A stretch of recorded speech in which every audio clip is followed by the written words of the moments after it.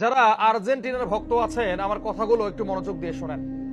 আপনারা কি জানেন যে কয়েকটা দেশ ইসরায়েলকে অন্ধ সমর্থন দেয়, ইসরায়েলকে মিলিয়ন বিলিয়ন টাকার অস্ত্র দেয়, এর মধ্যে যুক্তরাষ্ট্রের পরে সবার উপরে রয়েছে আর্জেন্টিনা?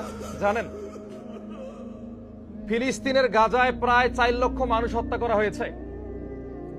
এই যে অস্ত্রগুলো ব্যবহার করা হয়েছে, এই অস্ত্রের অধিকাংশই দিয়েছে আর্জেন্টিনা। এই আর্জেন্টিনার পতাকাকে উড়িয়ে আপনারা গাজাবাসীর সঙ্গে বিশ্বাসঘাতকতা করছেন, ফিলিস্তিনের মানুষের সঙ্গে মস্করা করছেন। যারা ব্রাজিলের পতাকা উড়াচ্ছেন আকাশের মধ্যে, শুনে রাখেন, ব্রাজিল সেই দেশ যে দেশে প্রকাশ্যে আল্লাহকে গালি দেওয়া হয়, আল্লাহর নাম মাটিতে লেখা রাখা হয়, আল্লাহর নাম রাস্তার মধ্যে খোদাই করে লেখা রাখা হয়, এর মধ্যে জুতা স্যান্ডেল পরিধান করে মানুষ হাঁটে, মসজিদে নামাজ পড়তে দেওয়া হয় না। এই সমস্ত দেশের পতাকা বাংলাদেশে উড়িয়ে বাংলাদেশের পবিত্র মাটিকে অপবিত্র করবেন না, গাজার মানুষের রক্তের সঙ্গে বেইমানি করবেন না, ওই যে সৌদি আরব, কাতার, কুয়েত, বাহরাইনের মতো মোনাফেক হবেন না।